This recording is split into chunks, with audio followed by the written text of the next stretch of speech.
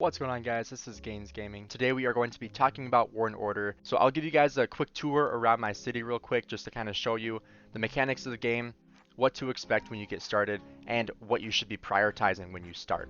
So right away you can see these little witch hats. These are troops that I have trained. So once I click on here, I can collect my troops. You can see I gain some power there as well. And so there are different tier troop levels. And one cool thing about War and Order is that you don't have to research your troop levels. It actually comes with when you upgrade your barracks. So right now I have one barracks that is level 13, I have one that's level 10, and I have two that are level 7. So if I click on my level 7, the highest I can train is tier 3. So you can see I have infantry, cavalry, archers, and mages. And then if I go to my level 10 barracks, you can see I can train tier 4 troops. So again, infantry, cavalry, archers, and mages. And that stays consistent throughout the barracks. And then once we get to level 13, we can train tier 5 infantry, cavs, archers, and mages. So you want to make sure you continue to upgrade your barracks so you can upgrade to your troops. And one other cool thing you can do is once you start training lower tier troops and you start upgrading that barracks, you can actually upgrade your troops similar to Rise of Kingdoms in our drill grounds over here. So we can hit troop promotion. We can select the type of troops we want to upgrade. And so right now we are upgrading from tier 3 to tier 5. And so one thing you don't want to do with this is use your speed ups, because you're going to be better off using your speed ups on actual troops because the amount of time is pretty similar. So you kind of want to just have this going around in the background. It does take quite a long time, so 22 hours. You can kind of like set it and forget it. You'll get some more troops, you'll increase your power, and then you can send your lower tier troops to die in battle. So we're going to hit upgrade. One other cool thing I like about War and Order is that you don't have to go in and select these one by one to get more resources. You can actually just hit confirm and it fast uses them. And so that way it just automatically does exactly what you need from your resource bag. And you don't have to go ahead and look like, oh, how much stone do I need? How much wood do I need? Etc. It just does it all for you. So hit confirm and it already starts your new upgrade right there. So super convenient, super fast, very, very easy to use. It is so awesome how fast it is. And there's always like these little guys that walk around and give you little tips. And then they give you some rewards just for clicking on them. I think they pop up like every 5 minutes, this one as well. And so speaking of Lord XP, I want to show you guys the Lords. So that's similar to Commanders in Rise of Kingdoms where we have a Lord that we have. And so this is my Lord right here. You can change how he looks on the bottom right here, so you can choose whatever you want to look like. And so you also are able to upgrade your Lord's skills. That's going to be through XP. So you saw I got a Lord XP card. So we're going to go ahead and use these up. We can hit use all and use all of our XP that we have available. So we're going to head and use all. We are currently level 21. We're about 100,000 XP away from level 22. But as we upgrade our Lord, we are able to increase our Lord's skills. So we can go into war or we can go into development. Development will help you with like your research, your building, your gathering. And war is obviously going to help you with your war stats, making you a little bit stronger in the field, helping you defeat more barbarians and monsters as well. There's also an equipment system in War and Order, which is absolutely fantastic. It is way cheaper than Rise of Kingdoms equipment. You can see here I have some green and I have some blue, all of which are level 10. And so that's going to completely depend on the level of your blacksmith. So you want to make sure you are upgrading your blacksmith as well. You can see I still need to upgrade mine to level 15. So once I upgrade my castle to 16, that's when I'm going to start upgrading my blacksmith and get all my equipment up to level 15. And so when it comes to getting materials, that is going to be right over here. And so we can get from the workshop, we can get either white materials or we can get green materials. I would highly encourage you guys to get green materials just because you get a little bit more value for the time that you're doing.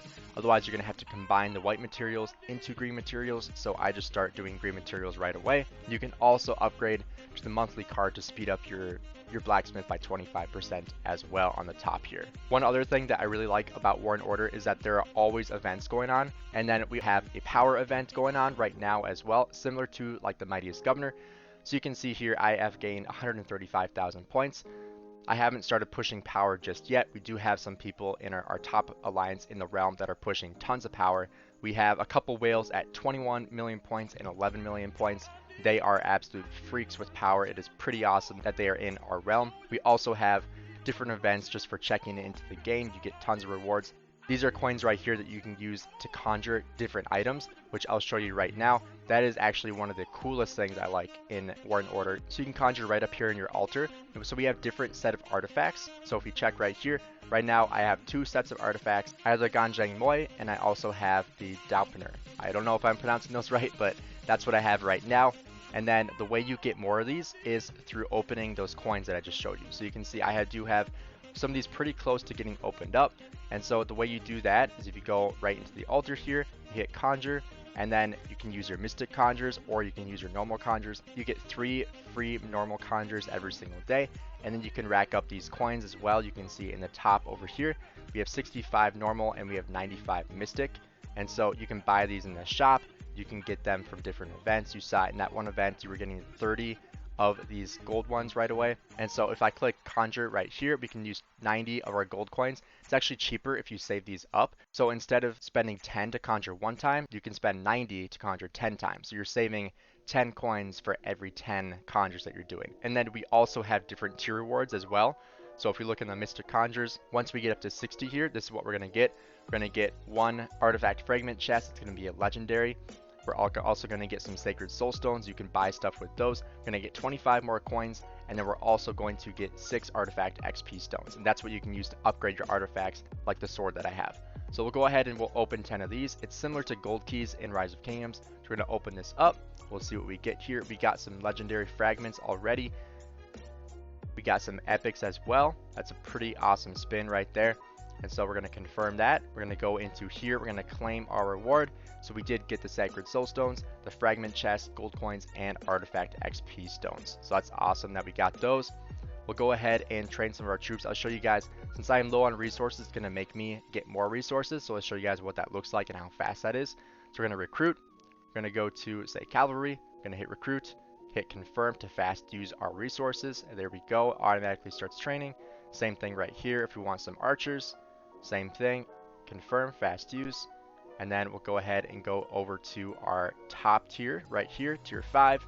Same thing, fast use. It's so fast to train troops like this, much faster than Rise of Kingdoms if you are low on resources. So this is super convenient there. Got some more building speed ups. You can see every 5 minutes you get more cargo, which is awesome to help you in the game.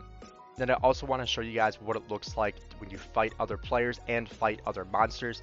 So monsters are very similar to barbarians and Rise of Kingdoms. So you can search for monsters right down here, and there are 30 different levels of monsters that you can attack. And so you have kind of a top that you are able to attack. Kind of in Rise of Kingdoms, they get harder as you go. So right now I'm at level 16. So we're going to go ahead and we're going to search for level 16. We're going to hit attack. We're going to see if we can win that one. We're going to set out, so it's a minute walk time. And so we're going to wait until our troops get there, and then we can see that we do get some rewards. And if you do fight them on your alliance territory, you actually do get bonus rewards. So you want to try to find them on your alliance territory, but typically on your alliance you do have a lot of your alliance members that sit on here, and so it's going to be harder to get them to spawn on your alliance territory. So you sometimes do get kind of lucky with them spawning on your alliance territory, but not all the time. And so that's why I just look for anywhere on the map that I can get my troops to go. And then that way I can spend down my AP, which is called stamina in this game. And so you can see here, you can use stamina potions, but they do recover over time. There's actually technology you can use to upgrade your stamina as well. So you can make your stamina come even faster. So if you go to development, you go to physique, you can see you can increase your stamina recovery speed by 10%, which would be absolutely insane if Rise of Kingdoms had this. But that's what I love about War and Order, is that they have those things that I wish Rise of Kingdoms had. And so this is why I'm absolutely loving this game. You can get so much more free value when it comes to barbarians and hunting. You can see in the top left here, attack withdraw, so that means my troops is finished. So you're going to go ahead and go into mail. We can actually watch the report as well. So a little bit more in tuned than Rise of Kingdoms. We got 16 food crates. We also got a lucky ticket, which is another event that's going on right now. You can see I got 392 Lord XP, and we can actually watch the battle as well.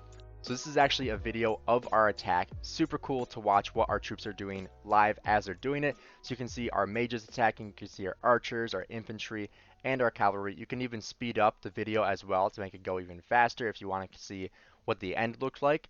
And then you can see in the bottom, this is our phoenix as well, and that is our beast. So I'll show you guys those right now. And there are different varieties of beasts that you can use.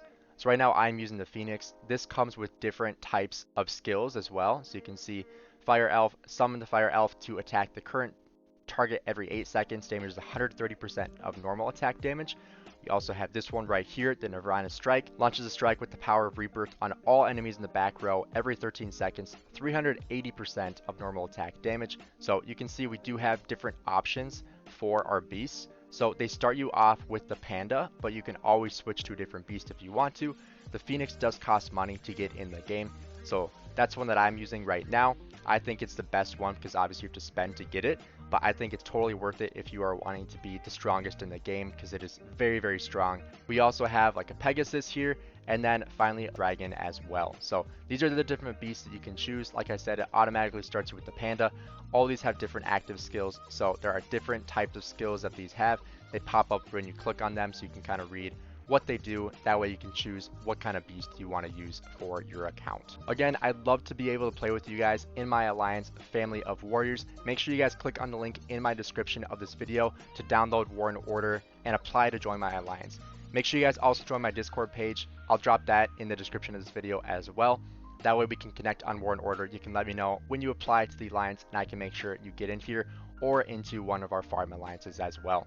Thanks again guys for checking out the video. Make sure you guys drop the name of your account in the comments down below as well. Looking forward to playing the game with you guys, and thanks for checking out the video.